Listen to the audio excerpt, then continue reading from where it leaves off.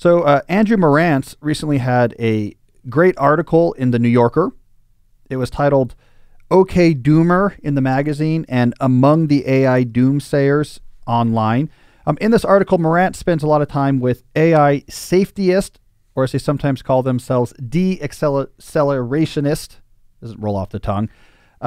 There's a group of people who live all in the same area in the Bay Area and worry a lot about the possibility of AI destroying humanity. They even have a shorthand for measuring their concern, P-doom, probability of doom.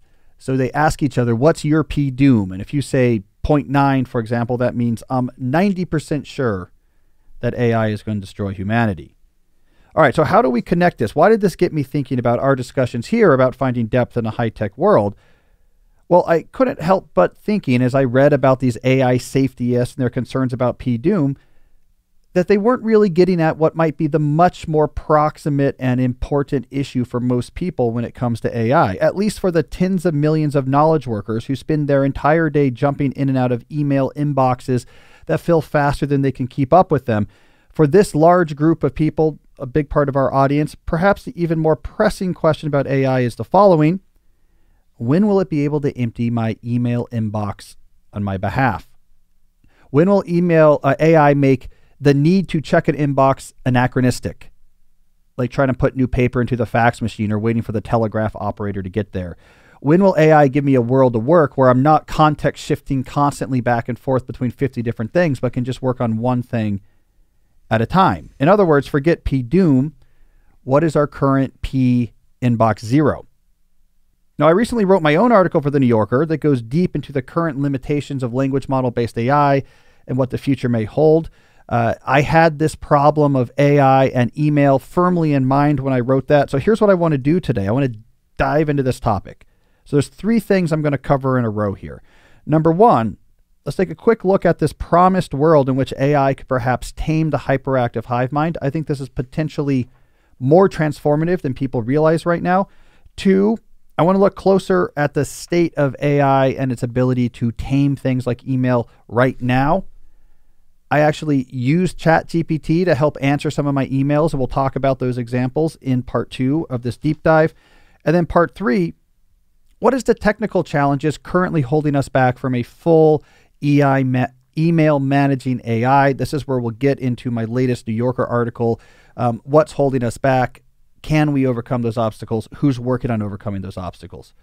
All right. So look, on this show, one of the topics we talk about is taming digital knowledge work. Another topic we talk about is the promise and perils of new technology. Today in this deep dive, we're putting those two together. We have this topic: when can AI clean my inbox? This should be relevant to both. All right, let's get started. Part 1. When we talk about AI's impact on the workplace, especially knowledge work, there tends to be 3 general examples of how AI is going to help the office that tend to come up. Number 1 is the full automation of jobs, right? So we hear about, for example, vertical AI tools that's going to take over a customer service role. So this means that job goes away. The AI does the whole thing. The second type of thing we hear about AI in the workplace is the AI speeding up the steps of tasks that you already currently do in your job.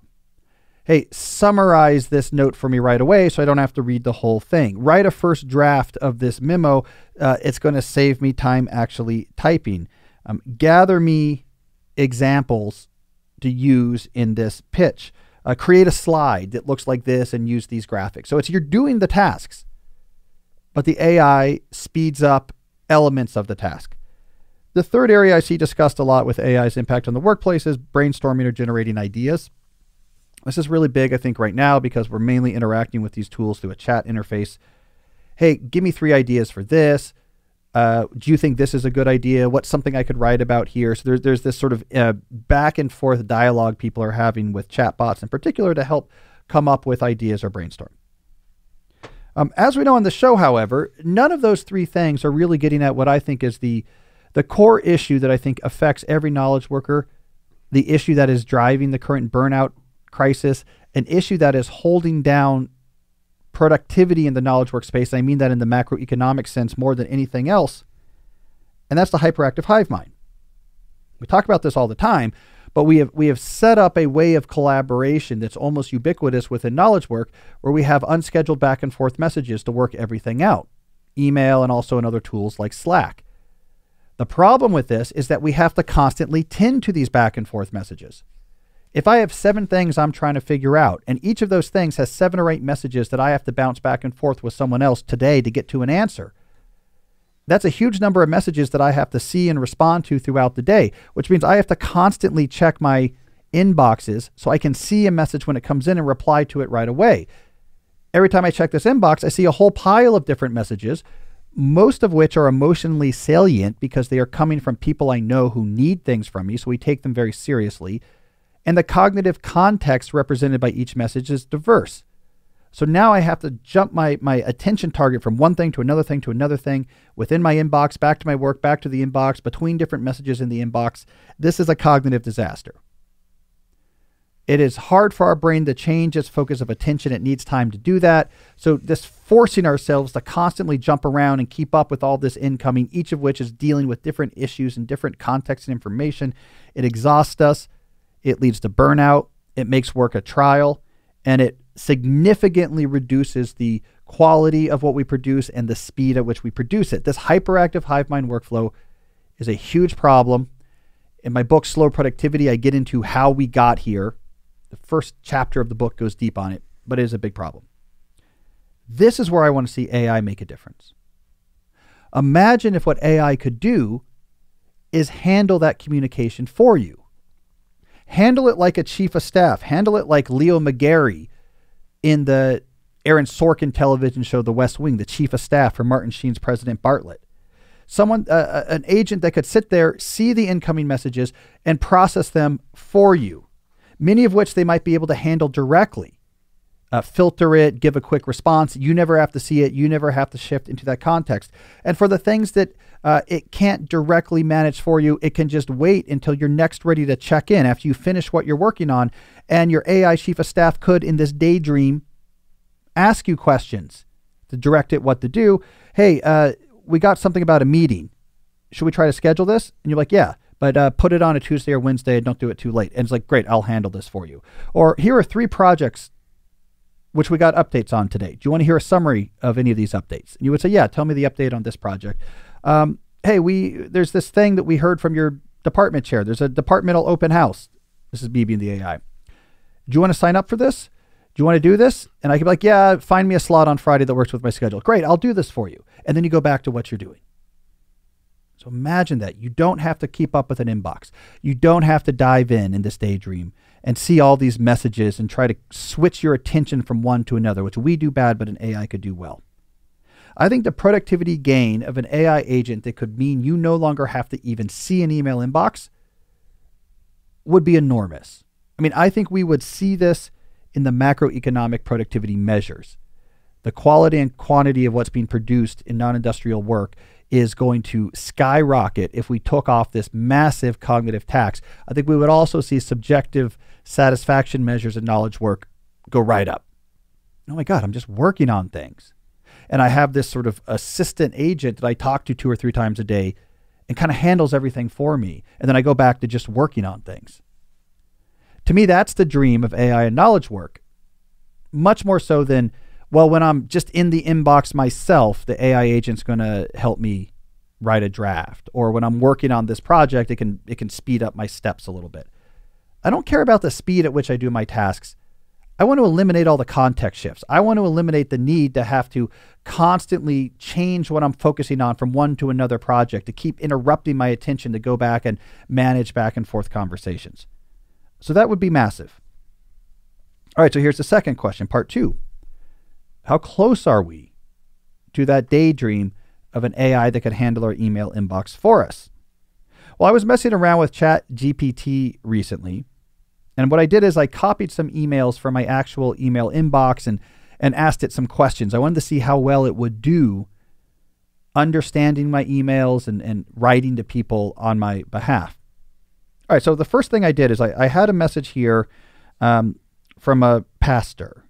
It was a longer message, and I saw that in this message, the pastor was talking about my recent coverage of Abraham Joshua Heschel's book, The Sabbath, and talks about some points from it, some extra points, and is like offering to send me some book. So I asked ChatGPT, hey, could you just summarize this for me? Hey there, I want to take a quick moment to tell you about my new book, Slow Productivity, The Lost Art of Accomplishment Without Burnout.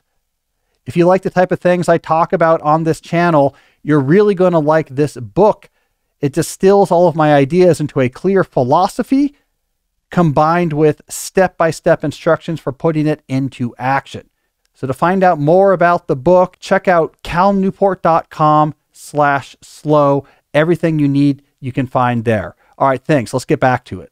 And it did a great job. It was like, this person is a pastor with this church. He's reaching out to Cal to express interest in Cal's work on intellectual workflow and its application of pastoral duties. He noted the challenges based on this. He highlights blah, blah, blah. He offered to send you a copy of this book. Like, his one paragraph got to all the main points. So then I tested ChatGPT's people skills, and I said, can you write for me a polite reply? And in this polite reply, decline the copy of the book that was being offered. Now, I should say, in reality, I'm actually interested in this book. This is just, I wanted to test the people skills of ChatGPT, right?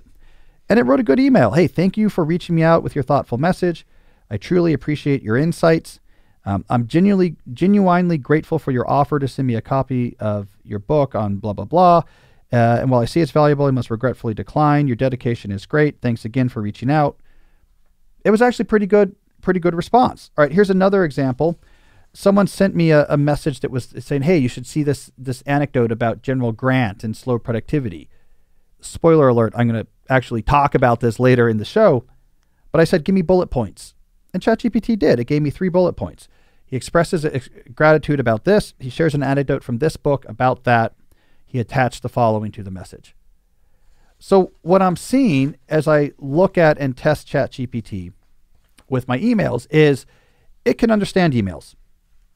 Like, it can understand what and summarize what are in these emails, and it's good at writing responses. If you tell it what you want to do, it can write perfectly reasonable responses. So are we at our promised future? Is P inbox 01? Well, not yet. Because here's the problem. Right now, I am still directing all of this. I am loading the message. I'm looking at the message. I'm telling ChatGPT, summarize the message. I'm making a decision about what to do on behalf of this message, and then telling that to ChatGPT. Really, at best, it's marginally speeding up the time required to go through my inbox, writing some things faster, preventing some reading. But it has no impact on my need to actually have to encounter each of these messages, to actually do the context switching, to have to keep up with my inbox and make sure messages are being sent back and forth. It can process messages. It can write messages, but these large language model tools right now can't take over control of the inbox. All right, so this brings us to part 3. What is needed to do that? And this is where I want to bring up the article that I wrote recently for the New Yorker. So I'm going to put it up here on the screen for those who are watching. They have a really cool graphic. I love when they do these animated graphics. I don't know if you can see it in the little corner here, but it's a hand placing a chess piece. So my article is entitled, Can an AI Make Plans? Today's systems struggle to imagine the future, but that may soon change. So here's the big point about this article.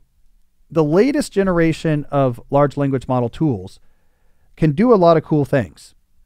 A lot of really impressive things, especially the sort of GPT-4 generation of language models. But there's a lot of recent research literature from the last year or so that is saying there's one thing they can't do. And this has been replicated in paper after paper. They can't simulate the future. So if you ask a language model to do something that requires it to actually look ahead and say, what's the impact of what I'm about to do? They fail. So there was an example I gave in the article from Sebastian Bubeck from Microsoft Research, who wrote a big paper, led a research group who wrote a big paper about GPT-4. He said, look, this is really, GPT-4 is really impressive. He says in a talk about his paper, if your perspective is, what I care about is to solve problems, to think abstractly, to comprehend complex ideas, to reason on new elements that arrive at me, then I think you have to call GPT-4 intelligent. And yet, in this talk, he said there is a simple thing it can't do. And he gave an example of something that GPT-4 struggled with. He put a math equation on the board. 7 times 4 plus 8 times 8 equals 92, which is true. And then he said, hey, ChatGPT, GPT-4, modify one number on the left-hand side of this equation so that it now evaluates to 106. For a human, this is not hard to do.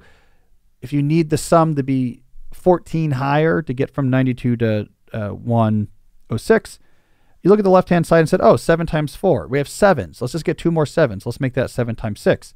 ChatGPT gave the wrong answer. The arithmetic is shaky, Bubeck said about this. There's other examples where GPT-4 struggled. There's a classic puzzle game called Towers of Hanoi, where you have discs of different size and 3 pegs, and you need to move them from one peg to another. You can move them one disc at a time, but you can never have a bigger disc on top of a smaller disc. This comes up a lot in computer science courses because there's solutions to this problem that are basic recursive algorithms. GPT-4 struggled with this. They gave it a configuration of Towers of Hanoi that could be solved pretty easily, 5 moves. But it couldn't do this. It struggled with basic block stacking problems. Hey, here's a collection of blocks, these colors stacked like this. Let's talk about how to move them to get this other pattern. It struggled with that. It struggled when it was asked to write a poem that was grammatically correct and made sense, where the last line was the exact inverse of the first line. It wrote a poem and it mainly made grammatical sense. The last line was a reverse of the first line, but the last line was nonsense. The first line was not a palindrome. It wasn't an easily reversible line, and so the last line sounded like nonsense. All of these, as Bubeck and others point out, all of these examples are marked by their need to simulate the future in order to solve them. How do you solve that math equation? Well, humans, what we actually do is we sort of simulate different things we could change. What would the impact be on the final sum? Oh, changing the 7s would move it up by 7s. Great, that's what we want to change. We're simulating the future.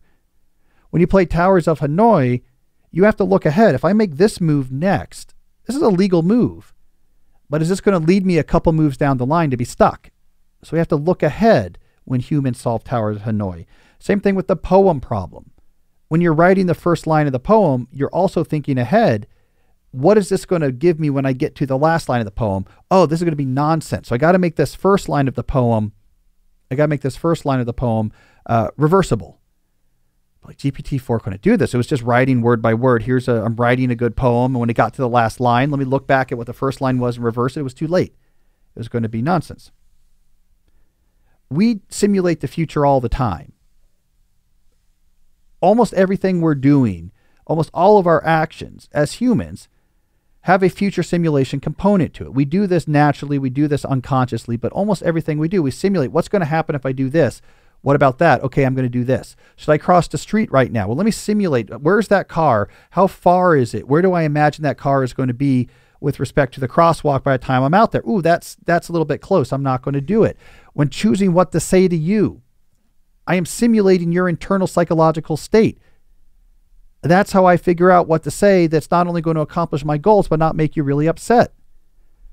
This is why people who are maybe neurodivergent and they're somewhere on the autism spectrum accidentally end up insulting people by, they're not trying to, but they irritate or insult people frequently because part of what is being changed in their brain wiring is their ability to simulate the other mind. And when that is impaired, they can't simulate the impact of what they're going to say on another mind, then they're much more likely to say something that's going to be taken as sort of offensive or is going to upset someone. So we're constantly simulating the future. That is at the core of human cognition. It's also at the core of any rendition we've seen, sci-fi renditions of a fully intelligent machine. They're doing that. In my New Yorker article, I talk about probably the most classic artificial intelligence from cinema, which is HAL 9000 from Stanley Kubrick's 2001. And we know the classic scene, right? Where Dave, the astronaut, is trying to disable HAL because its focus on its mission is going to endanger Dave and his life. And Dave says, open the pod bay doors. He's trying to get in to disassemble HAL, to turn it off. And HAL's like, I cannot do that, Dave. It's like very famous exchange. How does HAL 9000 know not to open the pod bay doors? Because it simulates what would happen if I open the pod bay doors. Oh, that exposes this. And if this is exposed, then this person could take out my circuitry. Oh, that doesn't match my goals. No, I'm not going to open the pod bay doors. You need to simulate the future to get anywhere near anything that we think of as human-style cognition. GPT-4 can't do this. Now, is this just because we need a bigger model? Is GPT-5 going to be able to do this? Is this we just have to figure out our training? The answer here is no. I'll put my technical cap on here for a second, but I get into this in my New Yorker article. The architecture of the large language models that drive the splashiest AI agents of the moment, the Claudes, the Geminis, the ChatGPTs. These underlying large language models are architecturally incapable of doing even the most basic future simulations. And here's why. I'm going to draw this. So if you're watching instead of listening, you'll see this picture. But you have to understand what happens in these large language models is that you have a series of layers. And I'm drawing some of these layers here. So GPT-4, we don't really know how many layers we are. We think it's like 96, but we're not quite sure because they don't tell us. OpenAI is pretty close, but we know from other language models. This is a feed-forward architecture. The information comes in, the bottom layer, it works its way through all the layers until at the very top, you get the output, which is actually a token, a piece of a word. So you give it input, you give it a sentence of input, it moves through these layers one by one in order, and then out the other end comes a single word with which to expand that input. So it's an autoregressive token predictor. These layers are hardwired. What's in them? It's kind of complicated. You have basically these transformer sublayers first. It's a key piece of these new language models. It has to do with embeddings. It has to do with attention, what part of the input's being paid attention to. And then after those, you have basically neural networks, sort of feed-forward neural networks. But the main thing to think about here is the information moves through these hardwired connections. It's numbers it's multiplied by and neural network connections that it simulates activating. And it inexorably, inevitably moves forward through all of these layers. And out the other end comes this prediction. Now, because these layers are very big, in GPT-4, they're defined by somewhere around 1 trillion different values. These are very big layers. They can hard code, these layers can hard code a lot of information. And what happens is, and I get into this in the article, but at a very high level, what happens is, as your input goes through these layers, patterns are recognized.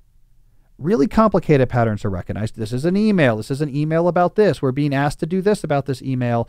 And then there's very complicated guidelines baked into the connections that then say, given this is the sentence we're trying to expand with a single word, and given all these patterns we recognized about this sentence, and looking at all the possible next words that sort of make grammatical sense to be next, let's combine everything we've looked at to help bias towards which word we should output. And this number of guidelines and the properties that can be combined and the number of ways these properties can be combined is combinatorically immense. There's a sort of near endless categories of it's an email about this and that person. We're trying to say this. There's endless categories about what we're recognizing and the guidelines that connect the bias towards what word we should output next. But they're all hardwired. And so, you can hardwire, if we recognize a specific situation, we can have hardwired in these situations, this move is what we've learned before, will lead to somewhere good. But once it gets novel, it's something that it can't see or approximate with its hardwired rules, you're out of luck because there is no way to be iterative in here. There is no way to be interactive. These are completely hardwired models. There is no memory that can be changed. There's no looping. There's no recurrence. The information goes through. We apply the guidelines to what's seen. Something comes out. We do our best with what we've already written down. We can't explore on the fly. That's just the architecture of these models. We see this, for example, when you play chess with GPT-4. These guidelines have a lot of insights about chess broken into them. So the properties might be like, we have a chessboard, we have pieces here. These are all properties that are being identified. This piece is protecting the king. Now, given all this information, we have our hard-coded guidelines. What move should we output next? And it might say, well, in general, in these situations, don't move the thing that's protecting the king. Let's do this. So you can have really complicated chess games that look really good. And I talk about in the article how if you play chess against GPT-4, prompting it properly, you get something like an ELO 1000 rated playing experience, which is like a pretty good novice player. But when you look closer at these games, what happens? It plays good chess until the middle game, and then it gets haphazard. Because what happens in the middle game of chess is your board becomes unique. And when you get to the middle game of chess, you can't just go off of hardwired heuristics. In this case, with a piece in this position, this is the right thing to do, or here's a good thing to do. When you get to the middle game, how do chess players play? They simulate the future. I've never seen this type of board before. So what I need to do now is think, if I do this, what would they do? And then what would I do? You simulate the future. GPT-4 can't do it. So we see this. The chess game is good until it becomes bad. When the hardwired rules of here, do this, in these situations, this makes sense, when those no longer directly apply, it has no way of interrogating its particular circumstance. And the chess play goes down. All right, so this is why we can't clean our inbox, because to clean our inbox, decisions have to be made about what to say. And to make decisions about what to say, you have to simulate the impact. Well, if I did this, what would the impact be on my schedule? If I said this, how's that going to make this person feel? How's that going to affect this team dynamic? How is this going to affect, we have this current order of operations for completing this project. If I agree to do this delay, what's the effect going to be on this project that we're doing? Is that going to be interminable? If that's going to be a problem, then I'm going to answer no here. I'm going to have to find someone else to do it. Writing an email, a language model can do. Figuring out what to say in an email, you have to simulate the future. GPT models can't do that. So are we going to get there? Is that even possible? And here in the article, I say, well, yes. Language models, because they're massive and feed forward and unmalleable and they have no interaction or recurrence, no, they can't do it. But we have other AI systems that are very good at simulating the future. GPT-4 is bad at playing chess, but Deep Blue beat Garry Kasparov. But Deep Blue is not a language model. Deep Blue works by simulating hundreds of millions of potential moves in the future is a big part of what it does. AlphaGo beat Lee Sedol in Go. And how did it do that? Well, it simulates a ton of future moves to try to see the impact of different things that it might do. So in game playing AIs, we're very good at simulating the future. All right, so that's optimistic for our goal here of having an AI cleaner inbox. But if we're gonna simulate the future in a way that lets us clean email, it's not just a sterile positions of pieces on a board. We have to understand human psychology. So can an AI simulate other minds? Well, here in this article, I say yes. In fact, there's a particular engineer who's been leading the charge to do that. His name is Noam Brown. And what did Noam Brown do? Well, first, he made waves with Pluribus, the first poker AI to beat top-ranked players. So they played in a tournament with 7 top-ranked players, the people you would know if you followed poker, with a $250,000 pot. So there was skin in the game. They wanted to win. Texas Hold'em and No Limit Texas Hold'em, and Pluribus beat him over sort of the 2-day tournament. Well, as Noam Brown explains himself, in poker, the cards themselves are important, but actually what's more important is other people's beliefs about what the cards are. So you have to simulate human psychology to figure out what to do. What matters is not that I have an ace high. What matters is, do the other players, what's the probability that they think I have an ace high? That's where all the poker strategy comes into. It's taking advantage of the mismatches between other players' beliefs and reality. That's where the money is made. Pluribus has to simulate human minds. Interesting aside about Pluribus, by the way, Brown and his team first tried to solve poker with just a massive neural net, sort of a feed-forward ChatGPT style approach, where it just had played so much poker that it would just tell you, here's my poker hand, here's the cards that are out, and it would just sort of figure out, here's the best move to do in that situation. And this model was huge. They had to use tens of thousands of dollars of compute time at the Pittsburgh Supercomputing Center just to train it. And with Pluribus, he said, well, what if instead of trying to hard code everything you could see, we simulated the future? And this collapsed the size of this model. You could now train this stuff on a laptop or an AWS for like $20. It was a fraction of its size and way outcompeted it. So simulating the future is a way more powerful strategy than trying to build a really massive network like a language model that just has everything hard-coded in it. So then Noam Brown said, let's play an even more human challenging game, diplomacy. And in the board game Diplomacy, which is like Risk, The whole key to that game is you have before every turn, one-on-one private conversations with each of the other players. And you make alliances and you backstab people and you're trying to place, the whole thing is human psychology. Noam Brown and his team at Meta built a diplomacy playing bot named Cicero. I talk about this in the article. Beat real players. They played on a web server for diplomacy. People didn't even know they were playing against an AI bot. And how did they do it? Well, in this case, and this is where it gets really relevant for answering our email, they took a language model and a simulator and had them work together. So the language model could take the messages from the one-on-one conversations and it could figure out, like, what is this person saying? And what does this mean? And they could translate it into a common, really technical language that they could pass on to the game strategy simulator. And the game strategy simulator is like, okay, here's what the different players are telling me. Now I'm going to simulate different possibilities. Like, if this person is lying to me, how much trouble could I get into if I went along with their plan? What if I lied to them and this was secret? And it tries out different strategies to figure out what to do.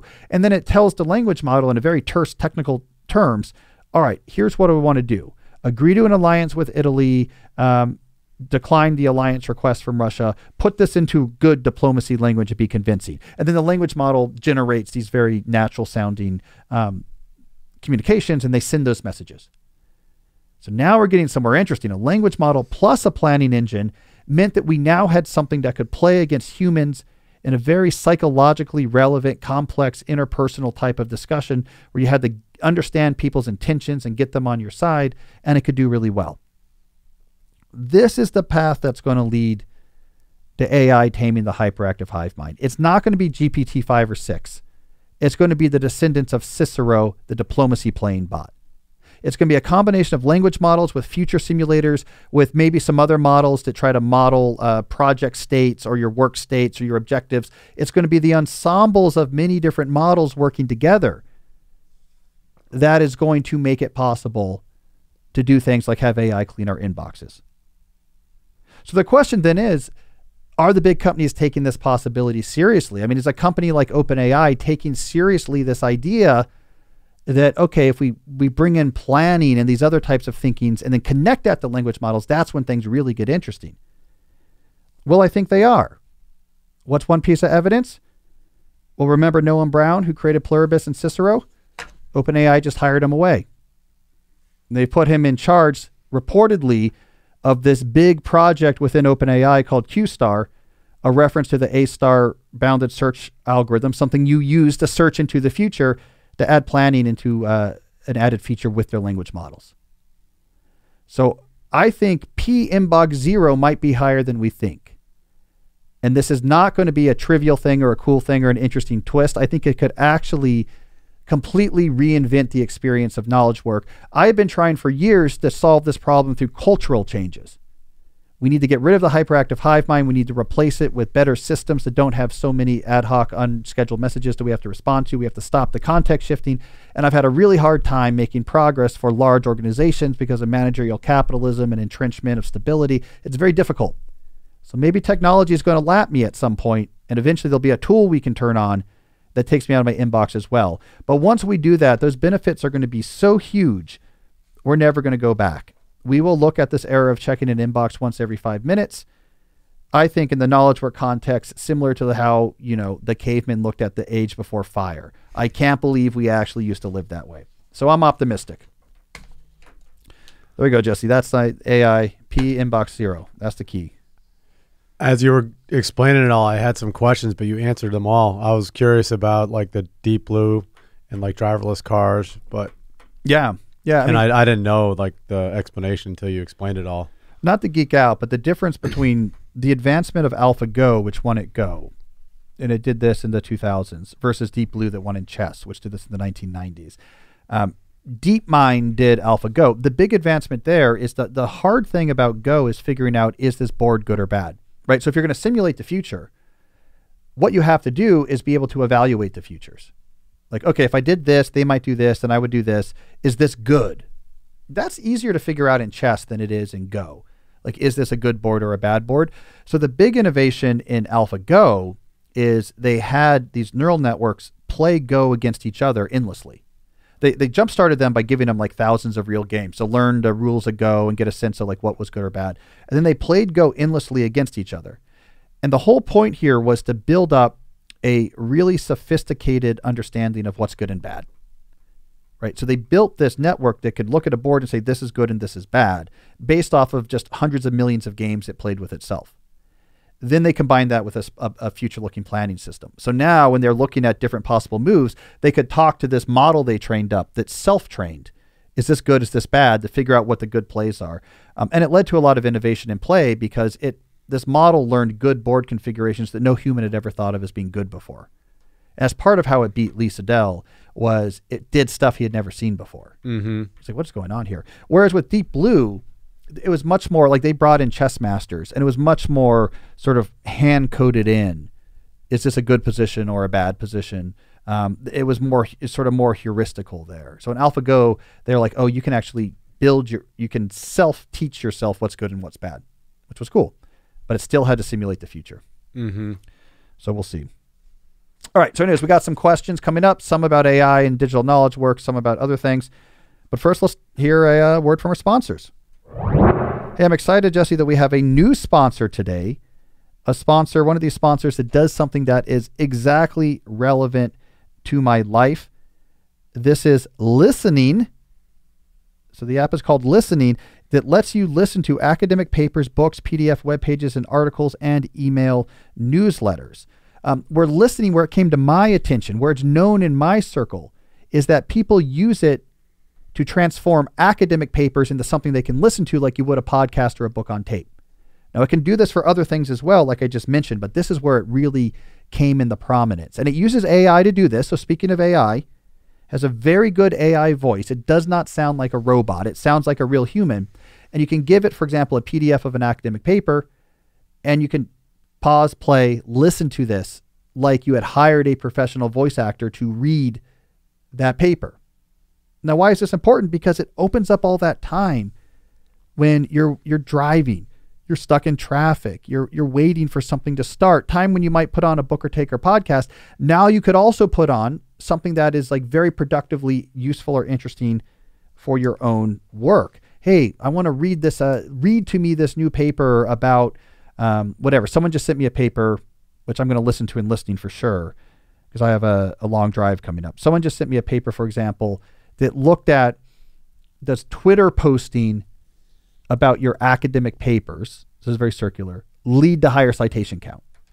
And it looks like the implication of the paper is no. So promoting yourself on Twitter as an academic doesn't actually help you become a better academic. This is fascinating to me. So this idea that I can just click on that, and now when I'm walking, back and forth or going to the bus stop, I could listen to this paper. Just imagine the amount of time you can now use actually learning interesting things. So it's really cool. It's bringing other types of content into the world of audio consumption. One of the other cool features I like is a add note button. So like as you're listening to a paper, you can click add note and then just type a few sentences, and it'll store that for you. Oh, here's a note for this section. So you can add notes as you go along. Anyways, really cool for people like me who have to read a lot of interesting, complicated stuff and don't always have a lot of time where we can't just sit down and actually read. So here's the good news. Your life just got a lot easier. Normally you'd get a 2-week free trial, but for my listeners, you can now get a whole month free if you go to listening.com/deep or use the code DEEP at checkout. So go to listening.com/deep or use the code DEEP at checkout to get a whole month free of the Listening app. I also want to talk about our good friends at Element, LMNT. Look, healthy hydration isn't just about drinking water. It's about water and the electrolytes that it contains. You lose water and sodium when you sweat, so you have to replace both. While most people just drink water, you need to be replacing the water and the electrolytes. Drinking beyond thirst is a bad idea. It dilutes blood electrolyte levels, which also can cause problems. So the problem is not to, the goal here is not to drink as much water as possible, but to drink a reasonable amount of water plus electrolytes, especially if you're sweating or exercising a lot. This is where Element enters the scene. I use Element all the time. It is a powdered mix you add to your water that gives you the sodium, potassium, magnesium you need, but it's zero sugar and no weird artificial stuff. It gives you what you need in your water without any of the other stuff, the sugar or the weird chemicals. Zero sugar, zero artificial colors, no other dodgy ingredients. It tastes great. It's salty and good tasting. I love citrus salt. Other people like raspberry salt. They have these spicy flavors like mango chili. You can mix chocolate salt into your morning coffee if you really want to rehydrate after a hard night. I drink this, sure, after my workouts, but also if I've had a long day of podcasting and giving talks and I'm just expelling all this moisture through talking and sweating. Element is exactly what I go to when I get back. I add it to my Nalgene model and I get both back. Anyways, I love Element, and I love that I don't have to worry about drinking it. No sugar, no nonsense. So the good news is Element came up with a fantastic offer for us. Just go to drinkelement.com/deep to get a free sample pack with any purchase you do. That's drinkelement, LMNT.com/deep. All right, Jesse, let's do some questions. All right, first question is from Zaid. I'm a student and feel lost with the fear that AI will replace all jobs. Specifically, software jobs and web development are on the top of the list of jobs to disappear. After reading Deep Work, these were the two fields that I wanted to pursue.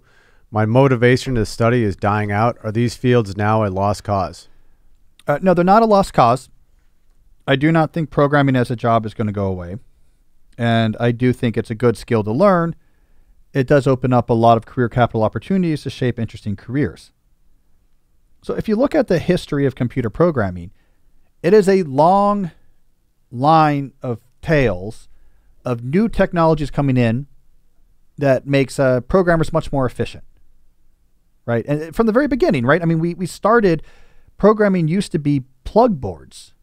To program an early electronic digital computer, you're adjusting circuits by taking plugs and plugging them into other places. Then we got punch cards, way more efficient.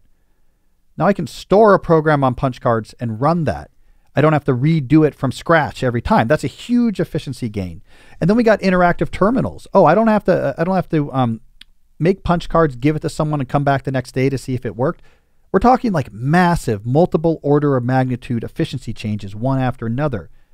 Then we got interactive editors. I could edit particular words or lines of my code. I could run the code straight there, get the results, and immediately go back and change it. Then we got detailed debuggers. Oh, this is what's going wrong in your code. Here is where your code broke. Like all of this stuff is, every one of these is an exponential increase in the efficiency of programmer.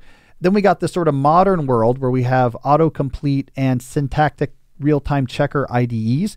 As you're writing code, it's telling you typed this wrong. This is a syntax error here. It's telling you your mistakes before you even try to run it.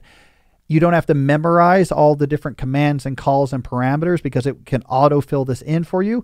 And we have Stack Overflow in Google. So now for like almost anything you want to do, you can immediately at your same desk in the monitor right here, find examples of exactly that code. You have to understand that every one of these advances was a massive efficiency boom. So what did we see? Did we see, as we made programmers massively more efficient, that the number of programmers we needed to hire got smaller and smaller? If that's what really happened, there'd be like 7 programmers left right now. Instead, there's sort of more people doing programming than ever before, because what we did was followed a sort of common economic pattern. As we became more efficient as programmers, as each individual programmer could handle and produce more complicated systems faster, we increased the complexity and therefore the potential value of the systems we built. So we still needed the same number of programmers, if not more. A programmer today, I would say, is 1,000 times more efficient than a programmer in 1955. But we have way more than 1,000 times more applications of software today than we had in 1955. This is my best prediction of what we're going to see with AI. I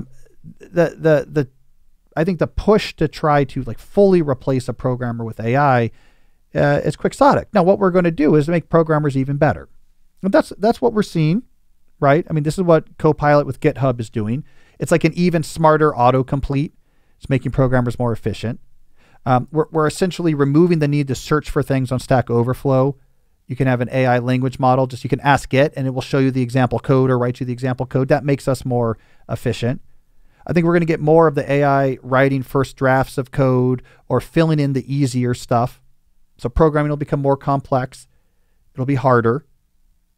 But we're going to be able to produce more complicated systems with the same number of people. So we're just going to see more computer code in our world, more complicated systems in our world, more things that run on complicated code, because the ability for programmers to produce this will be increased.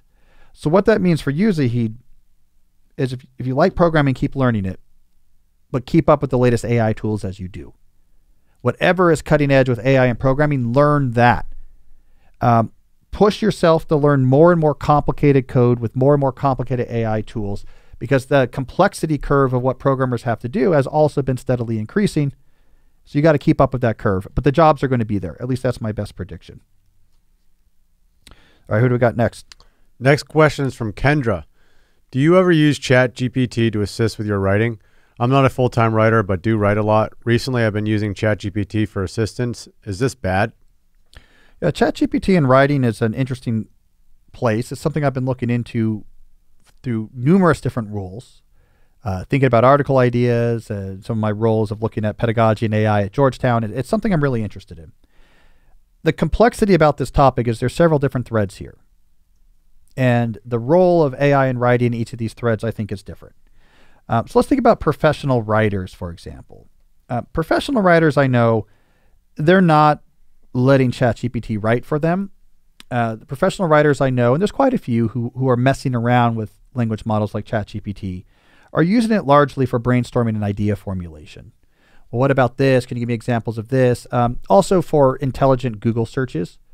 Hey, can you go find me 5 examples of this? And so for the new language models that have plug-in access to the web, they can kind of give you more modern examples. It's a useful research assistant. But as you note, professional writers don't use ChatGPT to actually write, because professional writers have very specific voices. The art of exactly how we craft sentences matters to us. Like, that's not outsourceable, right? Because it matters. That top 10% skill in making writing great is all in the little details. And it's very idiosyncratic how we do it. So like professional writers, for the most part, don't let ChatGPT write for them. For non-professional writers who do have to produce writing, I think it's becoming increasingly more common to use tools like ChatGPT to produce drafts of text or just text in general. I don't think this is a bad thing. I think it brings clear communication to more people. We see big wins, for example, with non-native English speakers. The ability now to not be tripped up or held back because I can't describe my scientific results very well. My language is bad. Oh, if ChatGPT can help me describe my results in a paper better. Now what matters, of course, is my results. But now I'm not going to be tripped up presenting those results because I have help doing the writing. I mean, I think a lot of people have communication in their job who struggle a little bit with writing. If they can be clearer, I think this is fine. Can you write a short message in this style that like thanks, the person? Again, I think this is just introducing more clear communication to the world, and we are going to see more of that. And I don't think that's a problem. So then what's the thread where things are more controversial or open? And I think that's when it comes to pedagogy. So in school, and this is really an open question right now, is what role does learning to write play in learning to think? There's different schools of thought about this. Like, should we teach students from day one how to write in this sort of cybernetic model of it's you plus a language model? Or should we teach students how to write and then later, later in life, you can use language models to sort of write on your behalf to be more efficient, but it's important for your development as a thinker. It's important for your development as a person to grapple with words. There's a lot of people who say writing is thinking. So to practice writing clearly teaches your mind how to think clearly, and we can't yet outsource our thinking to ChatGPT, so we don't want to lose that ability. There's a clear parallel here. We can compare this to other existing technologies. In particular, I like to think about comparing this to the calculator on one hand and Centaur chess on the other. I'll explain what I mean. With the calculator, here's a technology that came along that can do arithmetic very fast and very accurately. From a pedagogical position, what we largely decided to do was preserve the importance of learning arithmetic without a calculator. So until you get to middle school or beyond, you're learning how to do arithmetic with pencil and paper, because we thought pedagogically you need to get comfortable manipulating numbers and their relationships to each other. You need that skill. As you move on into more advanced algebra and on into calculus and beyond, we then say, okay, now, if in working on higher order stuff, there's arithmetic that needs to be done, you can use the calculator. So you can automate arithmetic later on, but we felt that it is important to learn how to do arithmetic yourself earlier in your pedagogical journey. The other way of thinking about this is centaur chess, which is where players play chess along with an AI, a player plus an AI, and they work with each other. Centaur chess players are the highest ranked players there are. A player plus AI can beat the best AI. A player plus AI can beat the very best human players. This is a model that just says, no, human plus machine together is just much better than human without machine. So that's another way that we might end up thinking about writing and pedagogy. Start right away learning how to write with these language models, because you'll be a better writer than you ever would be before. And the quality of writing in the world is going to go up. We don't know what the right answer is yet. I think educational institutions are still grappling with, is language model aided writing the calculator, or is it centaur chess? And I don't think we know yet, but a lot of people are thinking about it. So I think that's probably the most interesting thread. But if you're just doing mundane professional communication, you're not a professional writer, and you have a language model helping you, I say Godspeed. I don't think that's a bad thing. All right. Ooh, we got a question coming up next. Oh, this is going to be our slow productivity corner. Yeah, we get the music. Should we hit the music first? Yep. All right, let's hear it.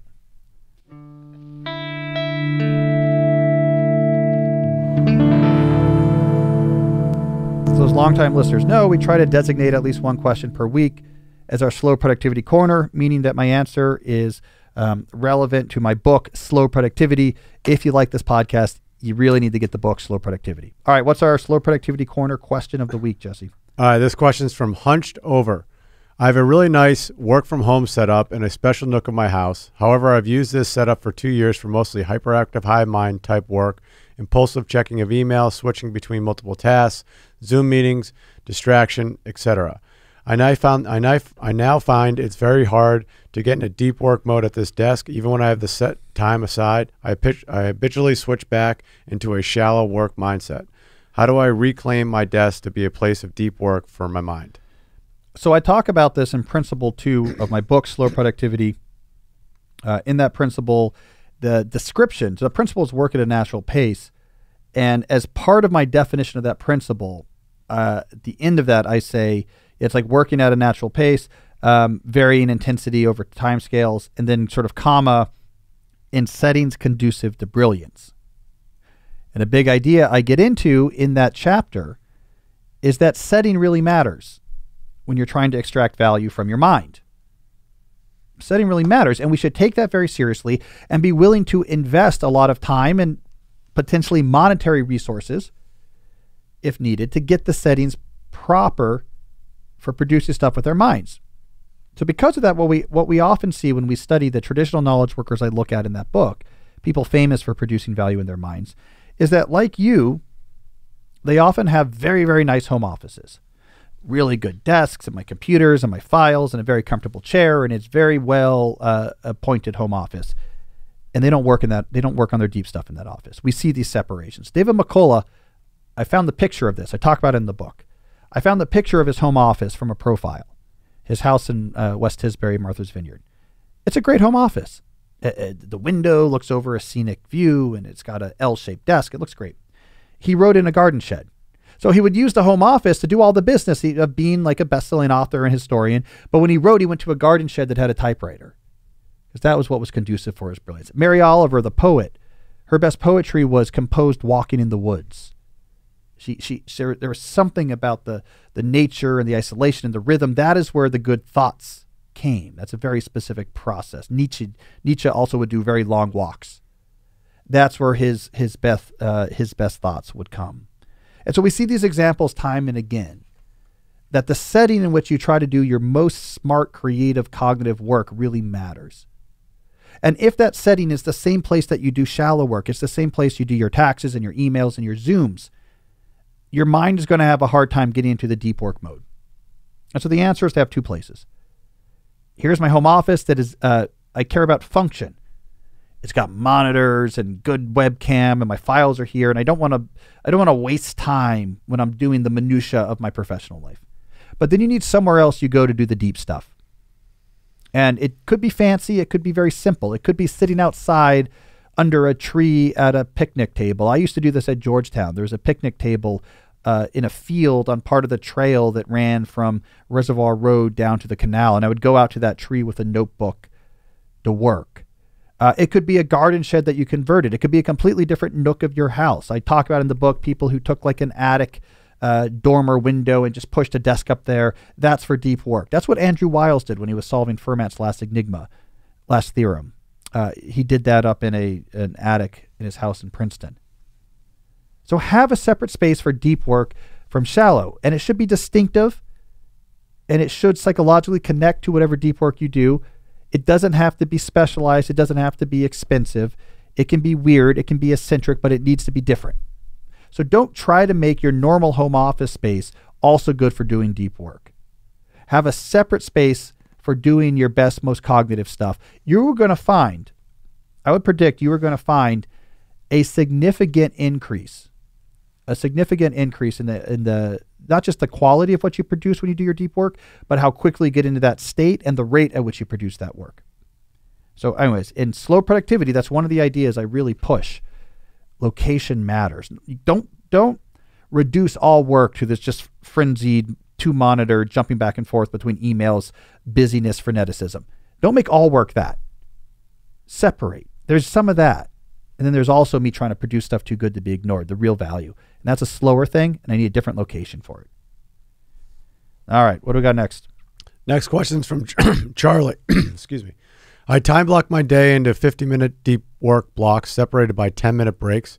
I have little autonomy and am closely supervised. Sometimes I'm extremely busy all week, and sometimes I'm twiddling my thumbs waiting for my supervising solicitor to give me work. How should I utilize my 10-minute breaks during a busy week? And also, how should I handle weeks when I don't have much work for my deep work blocks? Well, Charlie, don't worry too much about those 10-minute breaks. Have fun, right? Don't think about them. Just do whatever. Like, do whatever is interesting. I mean, I typically recommend if it's a busy day in the sense that you have the 50 minutes on the other side of these breaks is filled with deep work, take what I call deep breaks. So don't look at things that are emotionally salient. Don't look at things that are too relevant to the type of work you're doing. Look at things completely or do things completely different than your work. That's going to minimize the context switching cost when you go back to your work. More generally, though, I don't love the sound of this job, right? What makes people love their work? This is an idea from So Good They Can't Ignore You, where I noted that people think what they want to love their work is a match of the content to their job, but there's these other more general factors that matter more. And one of those general factors that matters more is autonomy. Autonomy is a nutrient for motivation in work. It's critical. You don't have a lot of it, so I don't love this job. So how about this plan for the weeks in which you don't have a lot of deep work for the 50-minute blocks? You are working like a laser beam in that time on your move to something different. So you have a side hustle or a skill that you're learning that is going to allow you to transform what your work situation is to be closer to your ideal lifestyle. And that's what you're working on in unscheduled 50-minute breaks. I think you're going to get a lot of fulfillment out of that because you're not going to be bored. And more importantly, you're going to find some autonomy and empowerment. I am working on the route out of what I don't like about where I am now. And it could be a new skill that within your same organization is going to free you to go into a more autonomous position. Or it could be a new skill that's going to allow you to go to a different job that's going to be more autonomous. Or maybe it's a side hustle that is going to allow you to drop this to part-time or drop it altogether because it can support you. I think psychologically you need something like that because otherwise a fully non-autonomous job like this, especially in knowledge work, can get pretty draining. All right, let's see. We have some calls this week, don't we, Justin? We do, yeah. Right. More than one, it looks like. Yep. Excellent. Let's get our first one. Okay. Hi, Cal. This is Roan, longtime reader and a listener since episode 1. I'm a longtime fan of your work. I'm eagerly awaiting my receipt of Slow Productivity. I'm getting both a signed copy that was offered there by your local bookstore, and I'm getting the Kindle version as well.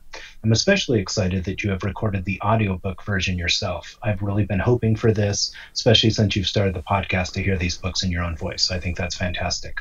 I'm particularly enjoying your forays into the philosophy of technology. That's an area of interest myself. I'm personally finally diving into Heidegger and my philosophical readings in general. In honor of your famous Heidegger and Hefeweizen tagline, I wonder if you've read Heidegger's views on technology, and if so, has that influenced or impacted your views in any way? Thank you again for all of the excellent work and all of the excellent content, and I am looking forward to the Deep Life book to come after this one. Thank you very much. Well, thanks for that, Roan. I'm vaguely familiar with Heidegger on technology, but I would say most of my sort of scholarly influences on technology philosophy are 20th and 21st century.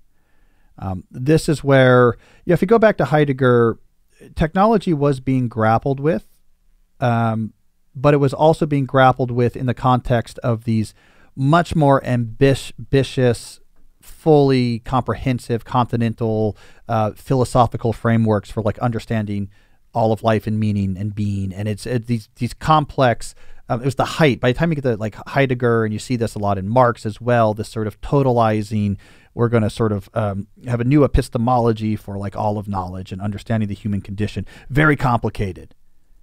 And so it's a little bit less accessible, their specific thoughts on technology. Whereas you get farther along in the 20th century, what you get is more of people, because of the impetus of modernity, just grappling specifically with technology and its impacts. And, so you start to see this with thinkers like Lewis Mumford, for example, or Lynn White Jr. And it's starting to grapple like more specifically with what's going on. And as we get later, you get thinkers like Neil Postman, and you have Marshall McLuhan. They start working on this more recently. You get Jaron Lanier. Then you have full academic subdisciplines like SDS emerging, which has a very specific methodology for trying to understand the social techno systems. More recently, you get things like critical technology studies, which tries to apply postmodern critical theories to trying to understand technologies. The 20th, especially mid onward 20th century and early 21st century, it's more focused. And I think the pressures of modernity give us a type of technology, an understanding of technology that resonates with our current moment. So that's been more influential to me, I would say. I do like your callback, however, to Heidegger and Hefeweizen. Most people don't know this, but when I was writing my books for students, my newsletter and blog, of course, were focused on students. And a big thing I was pushing for there was, how do you build a college experience that's like really meaningful and interesting and sustainable, and also opens up really cool opportunities. I did not like this idea of being super stressed out in school. And be like, but it'll be worth it because I'm going to get this job and then it'll be worth it. And I was trying to teach kids, how do you actually make your experience in college itself good? Not like something you're sacrificing yourself for to get to something better down the line. And I had this idea called the romantic scholar. And it was all about how to transform your college experience into being much more psychologically meaningful. And one of my famous, among like the readers of Study Hacks back then, so like 7 people, one of my famous ideas was Heidegger and Hefeweizen. And I was like, when you have to read Heidegger, don't just go white knuckle at the library the night before. Go to like a pub and get a pint and like of a Hefeweizen, and like sip a drink, and there's a fire, and like read it, like put yourself into this environment of like, this is cool. It's an intellectual thinking, and ideas are cool, and life is cool, and approach your work with this sort of joyous gratitude and care about where you are and how you're working. I talked a lot about that. Anyways, it reminds me of our last question, or one of the questions we answered earlier in the episode, where I told in the slow productivity corner, I told the question asker, build a cool space to do your deep work. Don't try to make your shallow work home office into the place where you do your deep work. Like, go somewhere cool, do it under a tree. And, I really pushed that idea back then. I called it adventure studying, I think was my term. Go to cool places to do your work. So you make your work into something that's intellectually cool. It's exciting, not something that you're trying to grind through.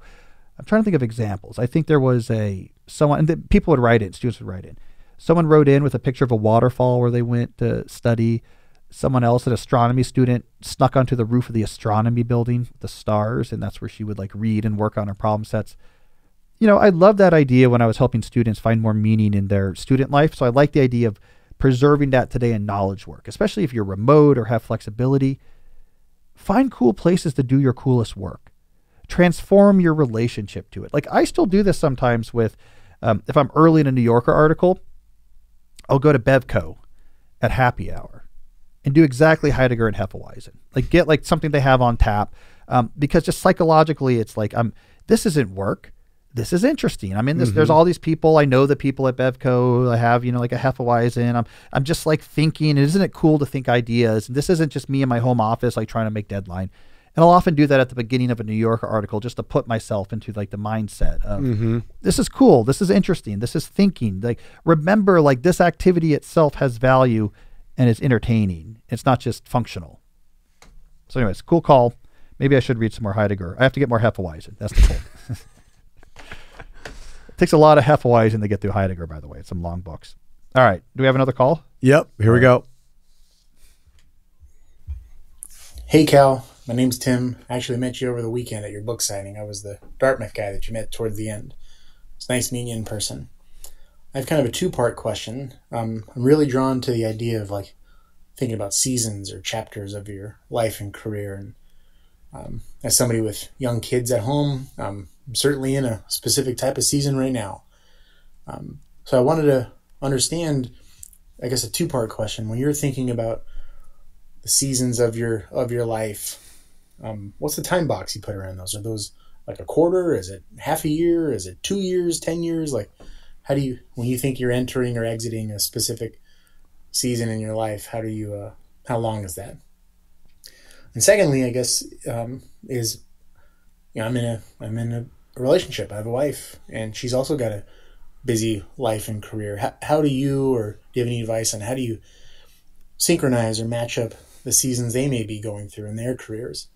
And I find it's very difficult if you have two people trying to push hard at work or in a busy season at work, but also be able to give the attention you need at home. So it takes a conscious decision on both parts on which season you're going to be in. I wonder if you have any advice on that. Thanks, Cal. Big fan. Well, Tim, good to hear from you again. It's nice to see you at the book event. Two good questions. So first question, when it comes to seasons, there's different scales that matter, right? So there's the literal seasonal scale of the seasons of the year. And this is the big idea from principle 2 of my book, Slow Productivity, is you should have variations within the seasons. Like for me, for example, my summers are much different than my falls. So my summers, it's much slower. There's much less freneticism and meetings, and I'm much more focused. Whereas like in the fall, if I'm teaching some classes and I can do a lot more meetings, it has a different feel to it. So seasonal variation is good. We are not meant to work all out every day, all the days of the year. Like we're meant for there to be variations. If you don't work in a factory, don't simulate working in a factory with your knowledge work. There's also higher scales of seasons, like longer time periods. And this becomes more clear to me as I get older, as I've actually made my way through more of these seasons. I think of these larger, like the largest granularity of season I deal with is pretty close to a decade. And I think this is pretty relevant if you're having kids, right? Because so I think of my 20s as different than my 30s, as different than my current season, which is my 40s. So in my 20s, for example, like one of the things I was trying to do, if I'm thinking about professional objectives, is trying to get on my feet professionally. It's like I want to be a professor, I want to be a writer. It's like I want to like lay those foundations, and that's what I'm working on. Putting in the time, putting in the skills. It was a lot of skill building, head down skill building. Like the stuff I was working on might not be publicly flashy, but writing the papers, learning how to be a professor, writing the books. There were student-focused books, doing magazine writing, doing newsletter writing, just trying to get my writing skills up. The 3 books I wrote in my 20s, each of them had a element that was more difficult than the one before that I very intentionally added. So I was using the books to systematically push my skills, not to try to grow my career necessarily. I got the same advance for all 3 of those books. My goal was not how do I become a very successful author in my 20s. It was how do I become a good enough writer where becoming a successful author is possible. And so that was my 20s, right? And that was largely successful, right? Because I got hired as a professor right when I turned 30. And my first sort of big hardcover idea book came out right when I turned 30. So good they can't ignore you. All right, so then my 30s is a different season. So what I'm trying to do in my 30s is now we're having kids. So I had my first of my 3 kids when I was 30, right? So my wife and I are starting a family, and professionally, I was like, okay, now what I need to do professionally, what do I care about now? When you have kids that age or you're starting to have babies, it's like, I want to provide stability. And so it was really about like, okay, I want to get tenure. I want my writing career to be successful enough that like it gives us financial breathing room. I want to be a successful enough writer that, like we're not super worried about money and have the stability of tenure. Like those are the 2 things I want to do. I want to become a successful writer, meaning it was unlike in my 20s. These are the smaller book advances. I mean, I don't always talk about number, but I'll tell you, like the books I got in my 20s were all $40,000 book advances. So these were not by standards today. These are very small advances. In my 30s, I was like, I need to now become a writer that gets like real hefty book advances. I need tenure. And beyond that, it's like trying to keep the babies alive. Right. So it was sort of this is a frenetic period. This is not a period of grand schemes. It's like, keep the babies alive and keep, everyone, this baby is fed, okay, do they know that my wife's traveling? So I need to like get the bottle, like when's the nanny coming? Like all that type of stuff, get tenure, become a writer with like some financial heft. Right. And that was what my 30s were about. And I think that was largely, and that was successful. I got tenure, 5 years later, and my books became bestsellers. And now like I'm getting bigger book contracts, and we could move to where we wanted to move. And okay, great. We got that all set up. We're financially stable. The kids survived. I have tenure, I'm a successful writer. Now my 40s is a different season. I'm not keeping babies alive anymore. Now I have elementary school age kids. This is much more a play of, it's parenting. It's like being there in your kids' lives. They need as much of my time as possible. They're developing themselves as people. And I have all boys, and they really want specifically dad time. So now parenting is this whole other thing. And in my work, like, well, I got tenure and I become a successful writer. So now when I think about professional goals in my 40, they're much more, it's ambitious in a sort of legacy way. Like, well, but what do I want to be as a writer? Like, what do I want to do? Like, what do I want to work on? Like, where do I want to leave my footprint? Right. And this is a very different feel. And what do I want to do in academia? Like I was focused on getting tenure in my 30s. My 40s now, it's like, where's the like footprint I want to leave in the world of scholarship, right? It becomes much more forward thinking, legacy. It's slower. With my kids, it's not, how do I make sure that like every kid is picked up and got the milk when they needed it? Now it's like, how am I showing up in their lives in a way that like they're going to develop as good human beings? So like in this current season in the 40s, everything is more loftier, more legacy, more forward thinking. It's slower and more philosophical, and there's more depth to it. So, every season is different. So those life seasons could be at the scale of decades, but those are just as important to understand as the annual seasons and even the smaller scale seasons. As for your second question, coordinating with your wife, what I have found is like what I hear from people, I found in my own life, it is really important that you and your wife have a shared vision of the ideal family lifestyle, and that you are essentially partners working together to help get towards or preserve this ideal vision you have for what your family's life is like, where you live, the role, how much you're working, how much you're not working, what your kids are like, what their experiences with you. You need a shared vision of, this is what our team, our family, this is where we want to be. This is what we think is what we're going for. Like my wife and I started making these plans as soon as we started having kids, and they evolved, but we wanted a shared plan. And then it's like, okay, now how are we both working towards this? What's going to matter? Right? You need the shared plan. What happens if you don't have this?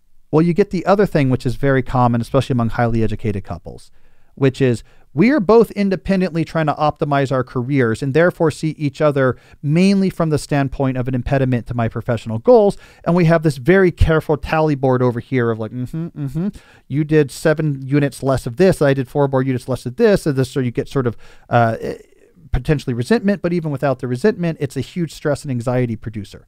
Trying to individually optimize 2 careers without any approach to synergy or any shared goal of where you're trying to get your life writ large, is a source of tension, right? It's very difficult. There's these really cool configurations that might be possible for you and your family's life that will be missed if you're only myopically looking at your own career, just saying, how do I just keep this going forward? How do I just maximize these opportunities? Because ultimately what is going to matter most for your satisfaction in life is going to be the whole picture of what your life is like. And so you need to be on the same page. You have your shared vision, and then you have your shared plan at different time scales. So how are we going to get closer to this vision? So what are we working on for the next 5 years? Like, where do we want to try to get? How are we getting there? Okay, this year, like, what are we both working on? What's our setup and configuration? What is the biggest obstacle we have to this shared vision of where we want our family to be? Oh, there's something about our work setups now that's incredibly stressful, and it means we're not our kid doesn't have this or this. Do we think it's important? Wait, maybe we need changes here. It opens up a lot of options when you're working backwards from a shared vision, as opposed to working forwards from just what's best for me and specifically what I'm working on. So you got to be on the same page. Whatever that vision is, be on the same page. And again, as soon as I see couples do this, it opens up so many options for them in their lives. And it's a hard transition because, like, coming out of your 20s, it's all about, I need to maximize what I'm doing against some sort of abstract yardstick of impressiveness. It changes when you're older. What is my family trying to do? Where do we want to be? What do we want like a typical afternoon to look like? What do we want our kids' experience to be like? What type of place do we want to live? Like, what do we want to be doing in like the evenings and afternoons? Like, who's around? When you get these visions really nailed down and you work backwards from it, all sorts of creative options show up. And yes, they might be options where someone is not optimizing their potential professional achievement. It might be like, wait a second, I'm really good at this, so I could like do this half hours and we could afford to live over here. Like, you start to see these other options once you work together. So right, that's a good call. We have a case study coming up that actually is someone who thought about these same issues. So I think this is well timed. All right. So as previewed, I want to read a quick case study here from one of our listeners. It actually ends with a question. So it's a kind of a hybrid. All right. This case study is from Anna, a repeat writer to the show.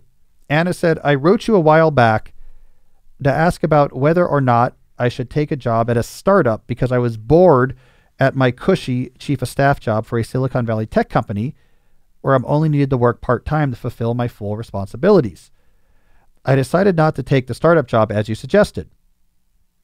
I hope this would be where she says, this is where it would be unfortunate if she said, and that startup was OpenAI, and you cost me $20 billion of stock options, you son of a bitch.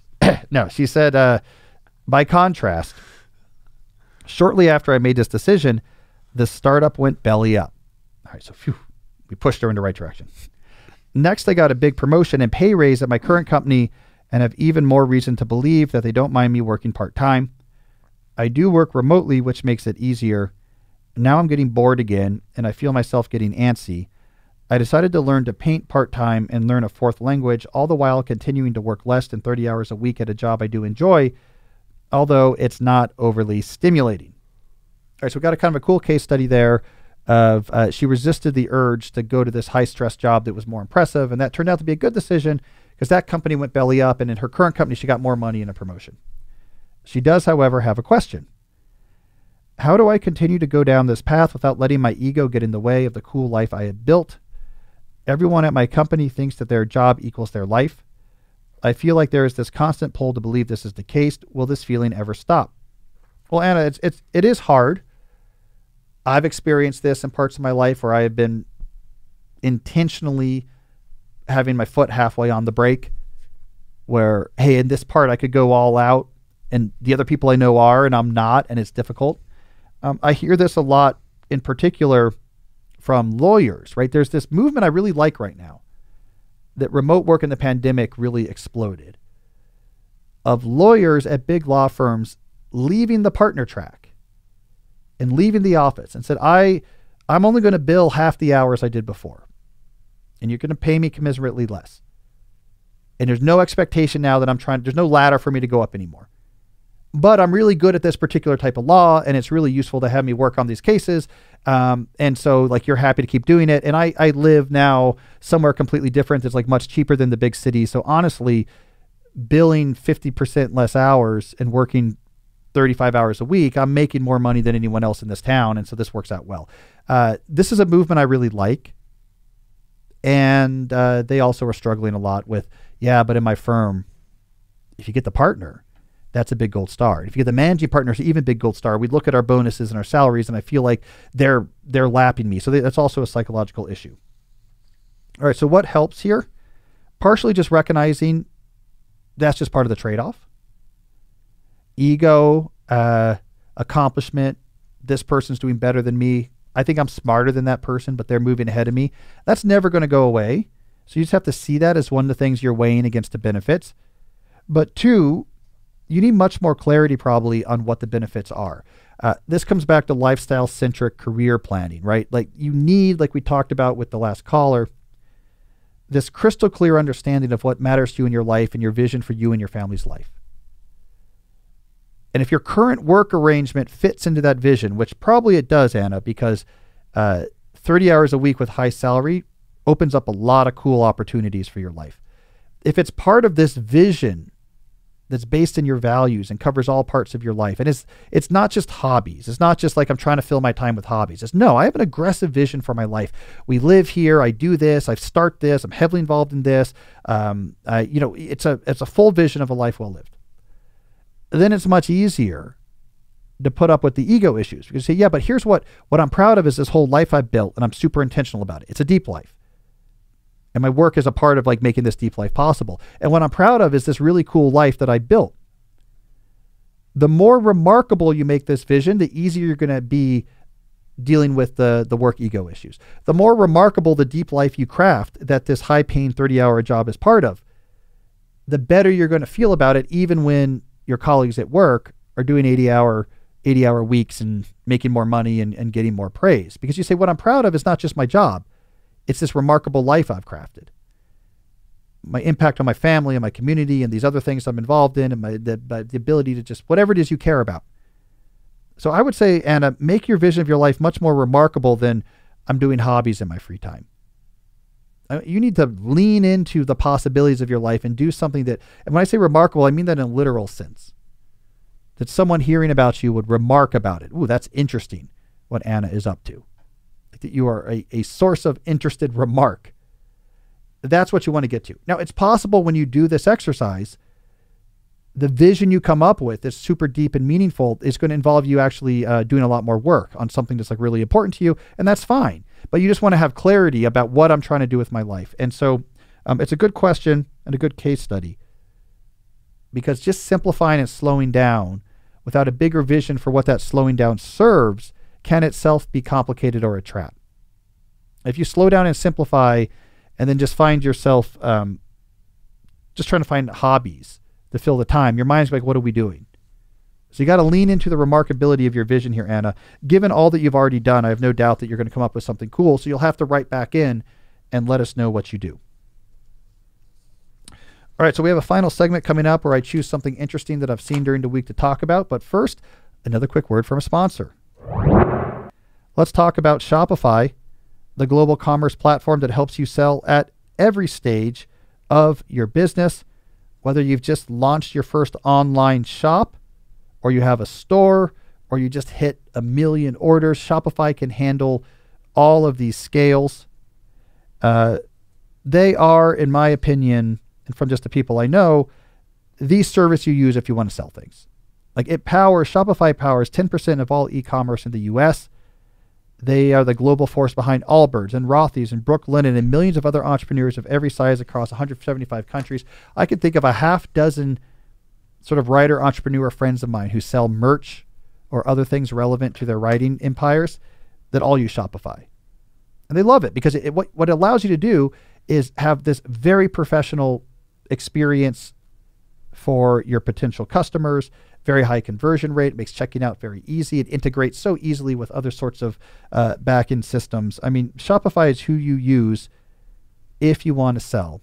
And when Jesse and I start our online shop for Deep Questions, which I think is inevitable, it's got to be inevitable, we are going to use Shopify for sure. Yep. Yeah, I think we're going to use that for sure. People were talking about it at the book event. You know what multiple people mentioned at the book event? The VBLCPP shirts. Yeah. People wanted those.